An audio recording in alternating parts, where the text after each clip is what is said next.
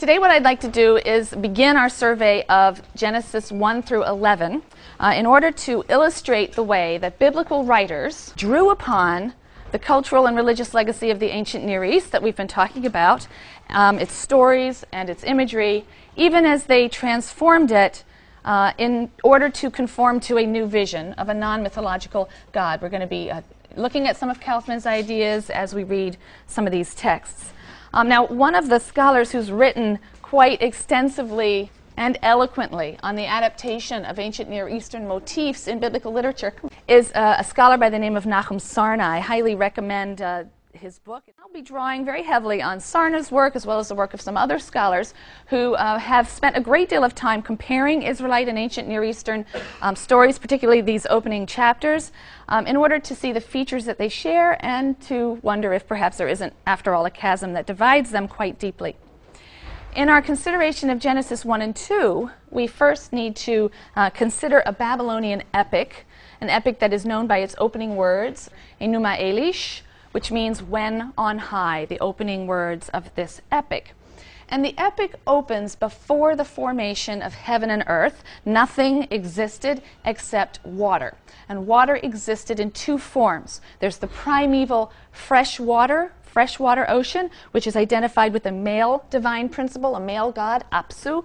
You have a primeval saltwater ocean, which is identified with a female divine principle, Tiamat. Tiamat appears as this watery ocean, but also as a very fierce dragon-like monster. It begins, when on high the heaven had not been named, firm ground below had not been called by name, naught but primordial Apsu, their begetter, and Mumu Tiamat, she who bore them all, their waters commingling as a single body. No reed hut had been matted, no marshland had appeared, when no gods whatever had been brought into being. Uncalled by name, their destinies undetermined, then it was that the gods were formed within them.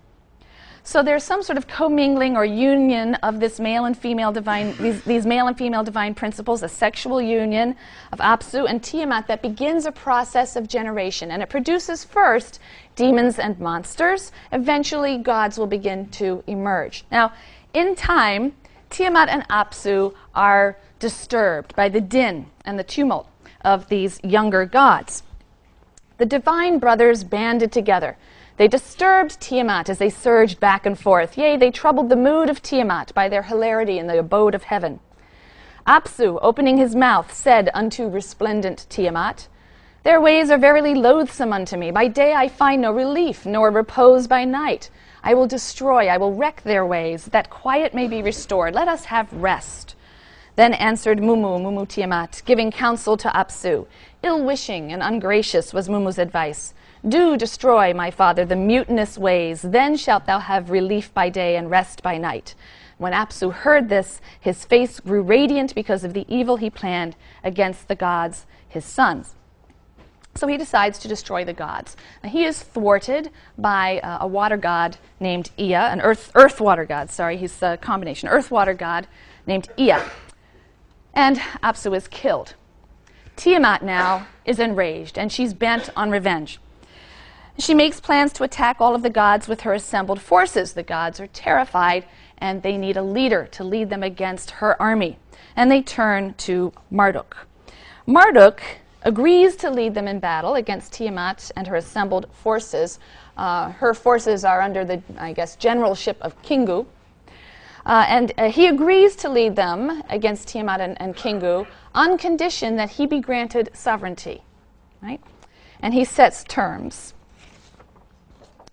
His heart exulting, he said, Creator of the gods, destiny of the great gods, if indeed I, as your avenger, am to vanquish Tiamat and save your lives, and set up the assembly, proclaim supreme my destiny. Let my word instead of you determine the fates. Unalterable shall be what I may bring into being. Neither recalled nor changed shall be the command of my lips. And the agreement is struck. And Marduk fells Tiamat in battle. It's a fierce battle, and there is, in fact, a memorable passage that details her demise. In fury, Tiamat cried out alide. To the roots her legs shook both together. And then joined issue Tiamat and Marduk. They strove in single combat, locked in battle. The Lord Marduk spread out his net to enfold her. The evil wind which followed behind he let loose in her face. When Tiamat opened her mouth to consume him, he drove in the evil wind, that she closed not her lips. And as the fierce winds charged her belly, her body was distended and her mouth was wide open.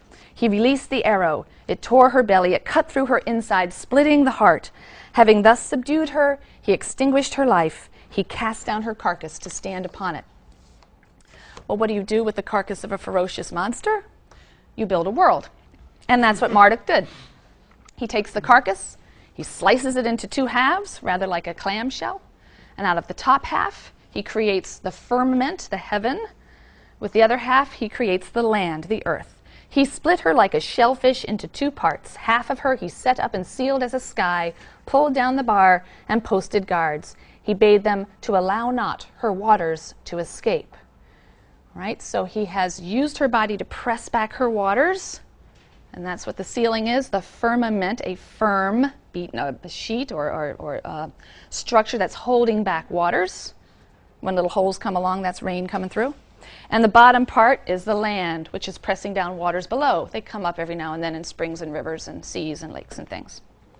That is the created world. But he doesn't stop there, and he creates various heavenly bodies at this point.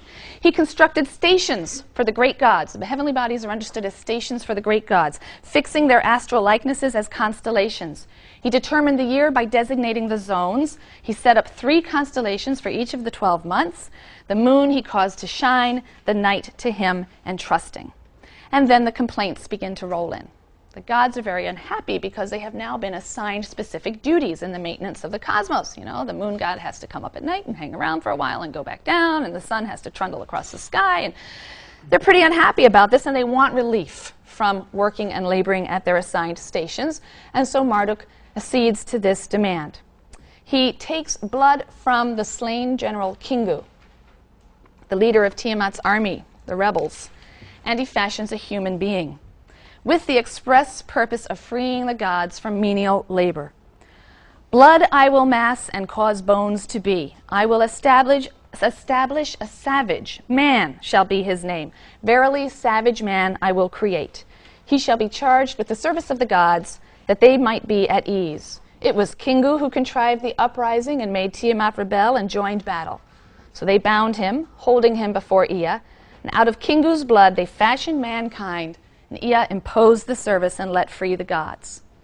So the grateful gods now recognize the sovereignty of Marduk, and they build him a magnificent shrine or temple in Babylon, pronounced Bab-El, which simply means gateway of the god, the gate of the god. Babylon means the city that is the gateway of the god.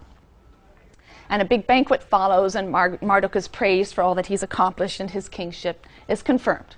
And Enuma Elish ends.